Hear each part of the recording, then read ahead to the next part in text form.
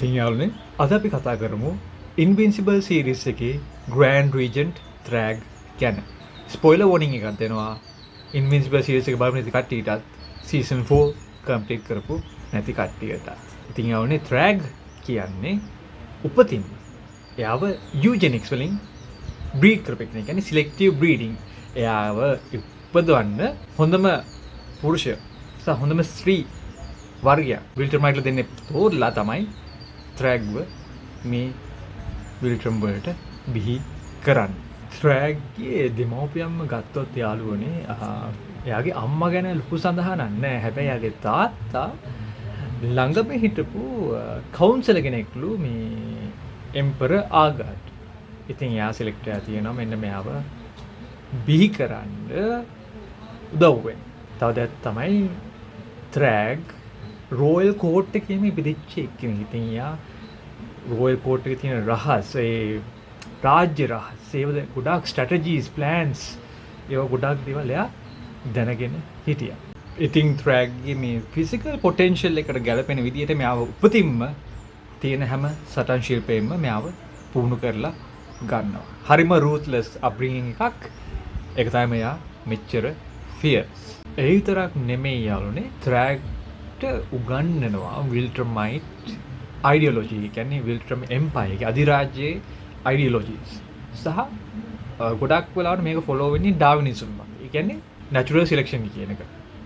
Survival of the ෆිටස් නැත්නම් ස්ට්‍රොංගස්ට් කියන අදහස තමයි මෙයාට උපදින්නම කැටි කරලා තියෙන්නේ. එයා ගොඩක් ලෝයල් සහ විල්ටර්ම් වල ඉන්න ශක්තිමත් විල්ටර්මයිට් විදිහට ත්‍රැග්ව හඳුන්වන්න පුළුවන්. විල්ට්‍රම් එම්පයර් එක කියන්නේ ගොඩක් ස්ට්‍රෝං සහ අධිරාජ්‍යවාදී අයිඩියාස් තියෙන කට්ටියක්. ඉතින් ත්‍රැග් කියන්නේ ඒ වගේ අයිඩියාස් ෆලෝ කරන. ඉතින් ඒගොල්ලෝ අනිත් ග්‍රහලෝක අල්ලලා කොන්ක කරලා ඒගොල්ලන්ගේ පවර් එක ස්ප්‍රෙඩ් කරනකොට ටිකෙන් ටික මෙයා එයාගේ අඩල්ට් හුඩ් එකට එනකොට ත්‍රැග්ට දෙනවා රීජන්ට් කියන පදවිය. ඒකින් එයා ඇඩ්වයිසර් කෙනෙක් වෙනවා එම්පරර් ආගාට්.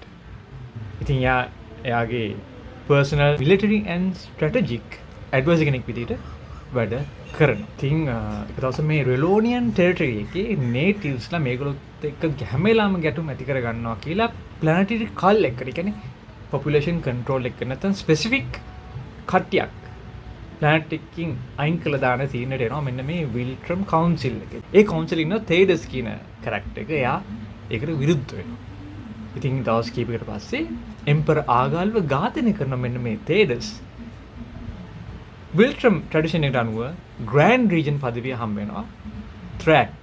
ඉතින් ත්‍රැග් පොරොන්දු වෙන මේ ද්‍රෝහියාව මරනවා කියලා සහ විල්ට්‍රම් වල හරි උරුමකාරයා හම්බ වෙනකම් මෙයා පාලනේ බාර ගන්නවා කියලා. දැන් ග්‍රෑන්ඩ් රීජන්ට් වෙලා එයාගේ පළවෙනි ඕඩර් එකට එයා කියනවා මෙන්න මේ විල්ට්‍රම් සොසයිටි එකේ වීක්නස් එකක් තියෙනවා. ඒක තමයි එම්පරර් ආගාල් අපිට නැති උනේ. එන්නේ ඒ වීක්නස් එක හොයලා පර්ජ් කරන්න කියලා. එතනින් පටන් ගන්නවා සිවිල් වෝ එකක් විල්ට්‍රම් හරහාම. ඉතින් කට්ටිය තම මරාගෙන මෙන්න මේ ජෙනොසයිඩ් එක සමූල ඝාතන හිමිකරු ඔය ග්‍රේට් පර්ජ් කියන ඔය ඉවෙන්ට් එක සම්පූර්ණයෙන්ම වක් කියන්න ඕනේ ග්‍රෑන්ඩ් රීජන්ට් ත්‍රැග්. ඉතින් ඔය පර්ජ් එකෙන් පස්සේ ත්‍රැග් අර එම්පරර් ආගාගේ හිස් කබල ස්කල් එක අරගෙන ඒක ප්‍රිසර්ව් කරනවා. ඒකට නමස්කාර කරනවා. එම්පරර් ආගාගේ ස්පිරිට් එක අපිත් එක්ක තියෙනවා. මරණයේදීත් එයා අපිව බලනවා කියන අදහසින් එයා ආරම්භ කරනවා ප්ලැනටරි ඩොමිනන්ස්. ඒ කියන්නේ එයාගේ වර්ගයාව එක්ස්පෑන්ඩ් කරලා හැම ලෝකයක්ම යටත් කරගන්න අර ඩාවිනිසම් කියන කන්සෙප්ට් එක තියරි එකට සම්පූර්ණ බූස්ට් එකක් දෙනවා විල්ට්‍රම් එම්පයර් එකේ බලය වැඩි කරගන්න. දවසක් විල්ට්‍රම් වලට ඇටැක් කරනවා ඔය ස්කර්ජ් වෛරස් එක කියන බයොලොජිකල් වෙපන් එක. ඒ කියන්නේ නිකන් ඇස්ට්‍රොයිඩ් එකක් වගේ හැඩවුරුවට. ඉතින් ඒක ඇවිල්ලා විල්ටර්මයිස්ලා බිලියන ගණන් මරණයට පත් කරනවා. එතනින් අන්තිමට විල්ටර්මයිස්ලා 50 දෙනෙක් වගේ තමයි ඉතුරු වෙන්නේ. එතනදී ත්‍රැග් තීරණය කරනවා අර හරි උර්මක්කාරයා විල්ටර්ම් එම්පයර් එක හරි උර්මක්කාරයා ඔය ස්කර්ජ් වෛරස් එක වැළඳිලා මරණයට පත් වෙන්න ඇති කියලා. ඉතින් එයා ඒ උමක්කාරව හොයන එක නවත්තනවා. එතනින් එයා සම්පූර්ණ බලය එයාගේ අතරගෙන අර ඉතුරුලා ඉන්න 50 ගානක් වගේ ඉන්න විල්ටර්මයිස්ට එයා ලීඩ් කරනවා.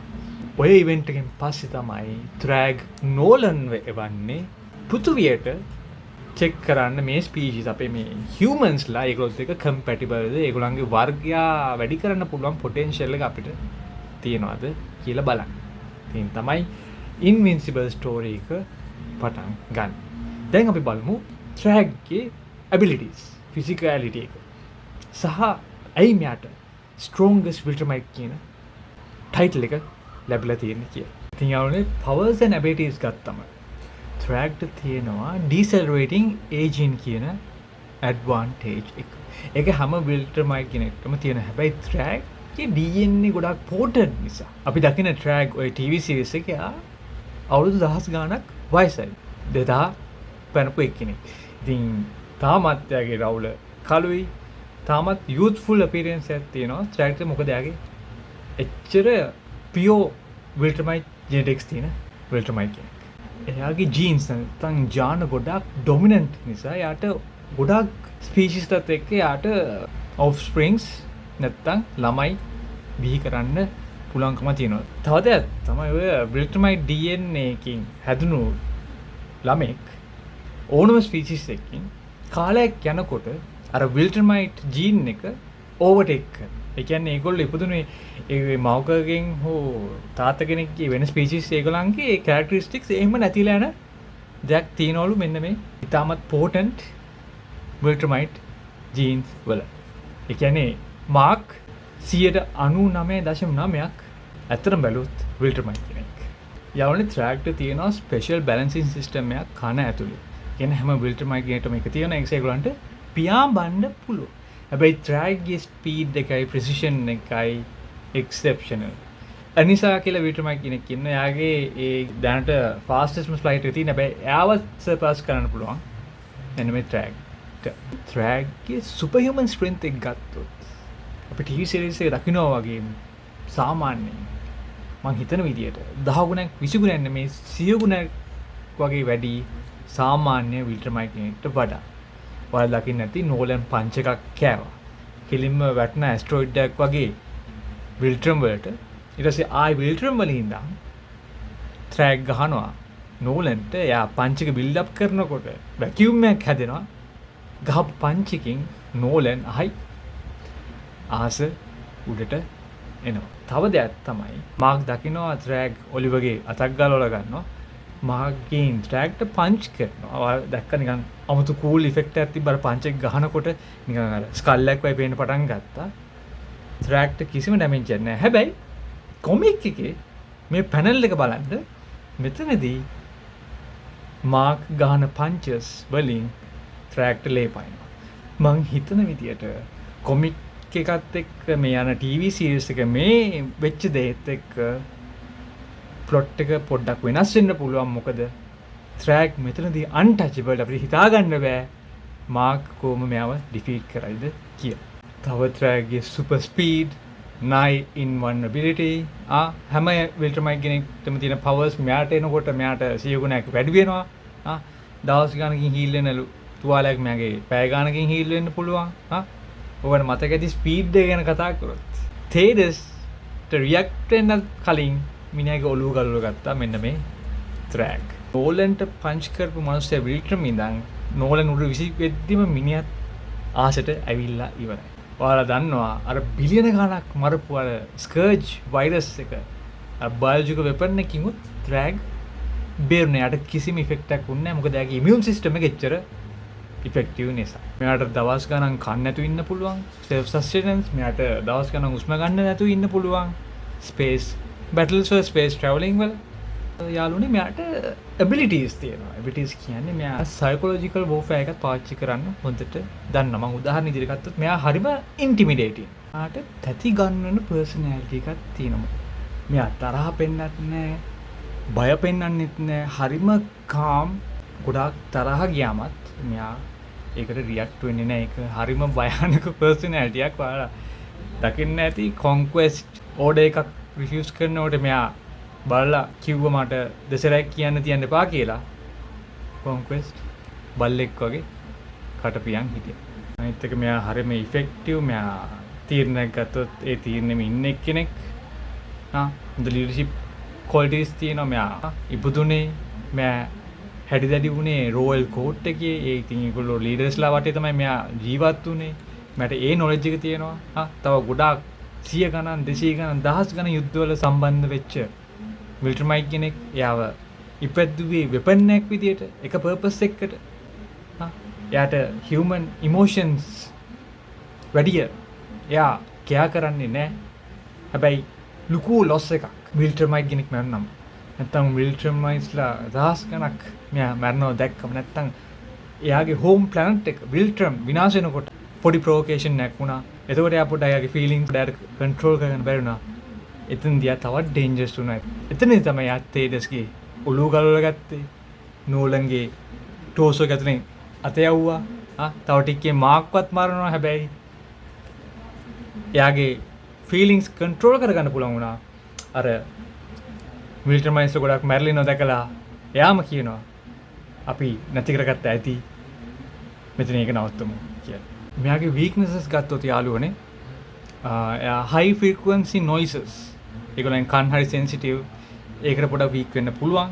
නැත්තම් මෙයාට වඩා පවර්ෆුල් අපොනන්ට් කෙනෙක් හම්බුනොත් එතකොට පොඩි ප්‍රශ්නයක් වෙනවා ෆිසිකල් ස්ට්‍රෙන්ත් අතරේ. හැබැයි යාට වැඩි ගොඩක් පවර්ෆුල් කට්ටිය ඇත්තටම නෑ. මොකද මෙයා තමයි මේන් විලන් මේන් බොස් මේ ඉන්වින්සිබල් සීරීස් එකේ. මාක්ගේ ප්‍රෙපරේෂන් එක කොහොමද කියලා මටත් හිතා ගන්න බෑ. මොකද මම කොමික් එක කිව්වේ නෑ ස්පොයිල් නිසා. හැබැයි මේකේ ඩීටේල්ස් කියනකොට මම ගොඩක් ස්පොයිල් වුණා. තව දෙයක් තමයි ස්කර්ජ් වෛරස් එක. දකින්න නැති සීසන් එකේ අන්තිමට අර ස්කර්ජ් වෛරස් එක තියෙනවා රිෆයින්ඩ් ගොඩක් පෝටන්ට් සාම්පල් එකක්. මම හිතන්නේ ඒකත් මෙයාගේ වීක්නස් එකක් වෙන්න පුළුවන්. ෆන් ෆැක්ට් එකක් විල්ට්‍රම් නැත්නම් විල්ටර් මයික් කියන නම හැදිලා තියෙන්නේ ඉන්වින්සිබල් ක්‍රියේටර් රොබර්ට් කර්ක්මන්ට අනුව. මෙයා මේ වචනේ අරන් තියෙන්නේ මොකද? ෆිල්ටර් කියන්නේ මෙන්න මේ ඉඩස. ඒ හේතුව මෙයාගේ තාත්තා මෙයා පොඩි කාලේදී උඩරවල වම් හිටියලු. මෙයා ඒකට හරිම ආස නිසා ෆිල්ටර්ම් කියන එකෙන් විල්ටර්ම් වචන ගොඩ නගලා හැම පිරිමි විල්ටර් මයික් ගෙනෙට්ටම උඩරවලක් දාලා තිබ්බා. ඉතින් යාළුවනේ මම ඕගොල්ලන්ට ගෙනාවේ පොඩි සාරාංශයක්. මම හොඳටම try කරා ඕගොල්ලන්ව කොමික් එකට ස්පොයිල් කරන්න නැතුව ඉන්න. මොකද මම මේ තොරතුරු හොයනකොට මාව ගොඩාක් ස්පොයිල් වුණා. මම සාමාන්‍ය මීඩියා එකකින් කොමික් එකට යන එක නෙමෙයි. හැබැයි මේ කොමික් එක මම කිව්වේ නෑ. මම කැමති නෑ ගොඩාක් ස්පොයිල් වෙනවට මේක. ඉස්සරහට ඇනිමේටඩ් වෙන නිසානේ. ඉතින් මේ වීඩියෝ එක කරන්න ඕනේ හිතලා මම උඩරවලත් වෙවලා තමයි මේක පටන් ගත්තේ. ඉතින් යාළුවනේ ඕගොල්ලෝ මේක එන්ජොයි කරා නම් මේ වීඩියෝ එක බලලා දැනුවත් වුණා නම් රීපෝස්ට් එකක් දාන්න, ෂෙයා කරන්න, ෆොලෝ එකක් දාන්න කැමති නම්, තව කැරක්ටර් කෙනෙක් ඉන්නවා නම් කතා කරන්න කැමති, යාව මෙන්ෂන් කරන්න කමෙන්ට්ස් වල. ඉතින් ඕගොල්ලන්ගේ කාලෙට ගොඩාක් ස්තුතියි. Until next time.